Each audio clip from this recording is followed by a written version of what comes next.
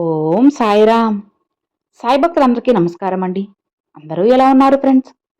మన సాయినాథుని దయ వల్ల అందరూ బాగుండాలని మనస్ఫూర్తిగా కోరుకుంటూ ఈరోజు ఈ వీడియోనైతే స్టార్ట్ చేస్తున్నాను.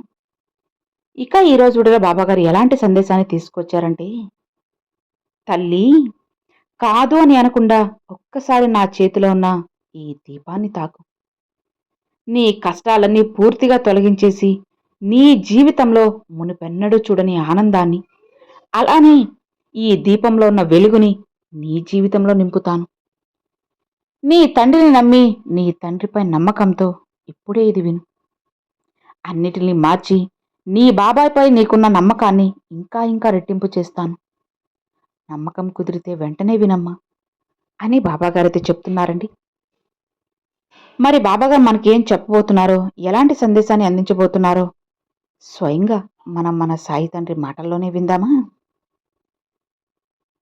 తల్లి, నీ బాబాపై నీకు నమ్మకం ఉంది కదా, అయితే ఎందుకు అని ప్రశ్నించకుండా ఈ దీపాన్ని తాకు. ఇక నీ జీవితంలో ఒకటి కాదు, రెండు కాదు, ఏకంగా 10 శుభవార్తలను అందిస్తాను. నువ్వు కాదు అని వెనక్కి పంపొద్దమ్మా. వెంటనే ఈ దీపాన్ని తాకి నీ జీవితంలో వెలుగుని నింపుతాను. ఖచ్చితంగా ఇది నువ్వు విని తెలుసుకోవాల్సింది. ఏమాత్రం కూడా నిర్లక్ష్యం చేయొద్దు. ఏమాత్రం కూడా అలక్ష్యం అనేది అస్సలు చేయొద్దమ్మా. నీ బాబా చెప్పేది నీకోసమే కదా, విను. ఇది నువ్వు వినేంత వరకు నీ గుమ్మం వదిలి నేను వెళ్ళే ప్రసక్తే లేదు. నువ్వు నన్ను దాటి కూడా ఎక్కడికి పోలేవు. నీ బాబా నీతోనే ఉంటారు. నువ్వు విజయం పొందాలి అని ఎప్పటి నుంచో ఆరాటపడుతున్నావు కదా, ఎన్నో సమస్యలతో పోరాడుతూ ఉన్నావు కదా. కొన్ని సమయాల్లో వీటన్నిటినీ కూడా పోరాడడం నా వల్ల కాదు సాయి, నేను పోరాడలేకపోతున్నాను. ఇక నా ఒంట్లో శక్తి, ఓపిక ఏవీ లేవు బాబా, జరిగేది అలానే జరుగుతుందిలే అని నీకు నువ్వు సమాధానపరుచుకుంటూ ఒక్కొక్కసారి నేనసలు ఎందుకు పుట్టానా, ఈ బాధలు నాకు ఎందుకు అని నీ మనసు విరిగిపోయి కృంగిపోయి ఉన్నావు కదమ్మా. ఎంత నిన్ను నువ్వు కంట్రోల్ చేసుకుంటున్నా సరే నీ కంటి నుండి కన్నీరు అస్సలు ఆగడం లేదు. నువ్వు కట్టుబాటు చేయలేకపోతున్నావు, వరదలా కారిపోతున్నాయి. అసలు ఏంటి ఈ జీవితం బాబా, అసలు ఎందుకు పుట్టాను నేను అని నీ జీవితం మీద నీకు విరక్తి పుట్టి కన్నీరు కార్చి దిగులు పడిపోయి భవిష్యత్తు గురించి ఆలోచించని రోజులు గడిపావు కదా. బాధపడుతున్నావు, ఇబ్బంది పడుతున్నావు. ధైర్యంగా ఉండు, బాధపడకమ్మా. నేనున్నాను కదా, నేను చెప్తున్నాను కదా. నువ్వు నీ బాబా మాట విని మనోబలాన్ని పెంచుకో. అలా పెంచుకున్నా కూడా కొన్నిసార్లు మనసు కృంగిపోవడం తప్పడం లేదు కదా. సరేలే, నువ్వు పోరాడే సమస్యలు అలాంటివి. అందుకే ధైర్యాన్ని కోల్పోకు, నీకు తోడుగా నేనున్నాను. నీకు ఎప్పుడు నేను చెబుతున్నాను కదా, నువ్వు కృంగిపోకుండా ఉండటానికి నీకు నేను ధైర్యాన్ని ఇస్తూనే ఉంటాను. నువ్వు కన్నీరు కార్చి ఎప్పుడూ కూడా బాధపడకుండా ఉండడానికి నేను ధైర్యాన్ని నీకు నూరిపోస్తాను. నిశ్చింతగా ఉండు. ఇక నీ బాధ కాస్తైనా తగ్గుతుంది కదా, ఊరుకుంటావు కదా.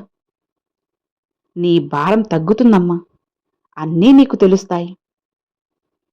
కన్నీరు కార్చి మనసులో ఉన్న భారాన్ని దించుకోవడం ఏమాత్రం తప్పు కాదులే. కానీ నువ్వు చేసే తప్పు ఏంటి అంటే, ఒంటరిగా కూర్చొని కన్నీరు కార్చిన తర్వాత మళ్లీ లేసి కొత్త మనిషిలా తయారవ్వాలి అని. మరి నువ్వు అలా కాకుండా దాన్నే తలుచుకొని సమయాన్ని వృధా చేసుకుంటున్నావు. ఎప్పుడూ బాధపడుతూ జీవితాన్ని కష్టపెట్టుకుంటున్నావు. నీ ఆవేదన నీ సమస్యలకి పరిష్కారాన్ని ఇస్తుందా చెప్పు? అలా అస్సలు ఇవ్వదు కదా. అది ఏ స్థితిలో, ఎట్టి పరిస్థితుల్లో కూడా తీర్పు అనేది ఇవ్వదు. నిన్ను బాధ పెడుతూనే ఉంటుంది. తిరిగి తిరిగి దాని గురించి ఆలోచిస్తే నీకు భారమే కదా. కష్టం ఎలా తీరుతుంది? అనవసరంగా నీ మనశ్శాంతిని నువ్వు కోల్పోతున్నావమ్మా. దేని గురించైతే నువ్వు ఇప్పుడు ఆలోచిస్తున్నావో, దేని గురించైతే నువ్వు కోరుకుంటున్నావో దానిని ప్రార్థనగా నా ముందు పెట్టు. కానీ నువ్వు దాని వెంటే పరిగెత్తుతూ ఉన్నావు కదా, అదే నీ మనోభారానికి కారణం. ఏదైతే నువ్వు నా ముందు ఉంచావో అది ఇక నీ సమస్య కాదు, నీ తండ్రి సమస్య. దాన్ని నేను పూర్తి చేసి ఆ సమస్యను పూర్తిగా పరిష్కరిస్తాను. అది నా బాధ్యతమ్మా. నేను చూసుకుంటాను కదా. నమ్మకంతో నిశ్చింతగా ఉండు. కావలసిన సమయానికి తప్పకుండా అన్నీ నీ దగ్గరికి వస్తాయి. ఖచ్చితంగా నీకు దక్కుతుంది. దిగులు పడకు. నాకెందుకు సాయి ఈ బాధలన్నీ కూడా ఇచ్చావు అని నువ్వు అడగచ్చు. నీ మంచి కోసమే అమ్మా. నీ ప్రార్థనలు నెరవేరడం ఆలస్యం అవుతున్నాయి అంటే అది కూడా మంచి కోసమేని నువ్వు నమ్ము. నా చేతుల్లో ఆశీర్వాదం పొంది నువ్వు సంతోషంగా జీవిస్తావు. నీ జీవితంలో వాన వస్తూనే ఉంది, ఉప్పెనలా ఈదుతూనే ఉన్నావు కదా. ఇక నువ్వు ఈదడానికి కూడా స్థలం లేక కన్నీరుని కారుస్తూనే ఉన్నావు. కష్టపడకమ్మా. నీ జీవితంలో ఉప్పెన తుఫాన్లా వచ్చినా సరే అవి ఆనవాలు లేకుండా కనుమరుగైపోతాయి.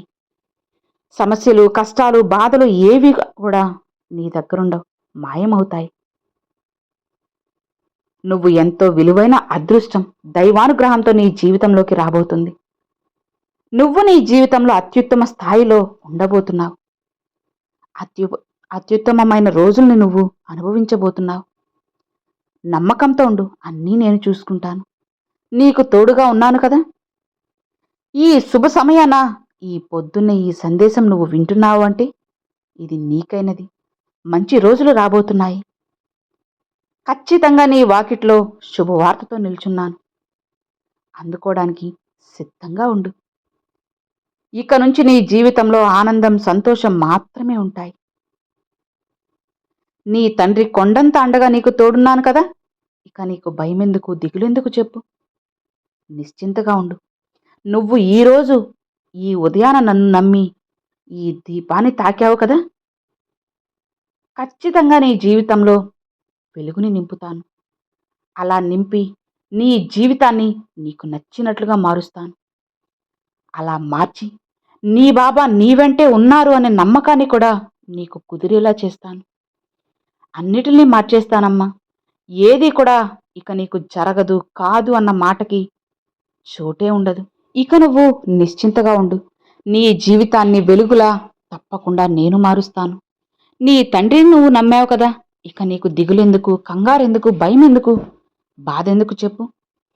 ఏది ఏమైనా సరే నీ బాబా చూస్తారు, చేస్తారు అని నువ్వు ఎప్పుడైతే నమ్ముతావో ఆ క్షణం ఖచ్చితంగా నీ జీవితం మారుతుంది. మార్చడానికి ఎప్పుడూ కూడా నీ బాబా నీ వెంటే ఉంటారమ్మా. నీ జీవితంలో పున్నమి వెలుగులు, దీపం ఎలా అయితే చీకటి గదిలో వెలుగుని నింపుతుందో అలానే చీకటి కమ్మేసిన నీ జీవితాన్ని పూర్తి వెలుగులతో నింపబోతున్నాను. ఇక నువ్వు హాయిగా ప్రశాంతంగా ఉండు. ఎలాంటి దిగులు, భయము ఏవి కూడా అస్సలు పెట్టుకోకు. నిశ్చింతగా ఉండు. నీ తండ్రి నీకు తోడు ఉన్నారు కదా. ఇక హాయిగా ఉండు అని బాబాగారైతే చెప్తున్నారండి. సో విన్నారు కదండి. ఈరోజు బాబాగారు పంపించిన ఈ మంచి సందేశం మీ అందరికి నచ్చింది అని అనుకుంటున్నాను. నచ్చితే లైక్ చేయండి, మరికొంతమంది సాయి భక్తులకు షేర్ చేయండి. ఫస్ట్గా మన ఛానల్ చూసేవాళ్ళు సబ్స్క్రైబ్ చేసి సపోర్ట్ చేయండి friends. Thanks for watching. Om Sairam.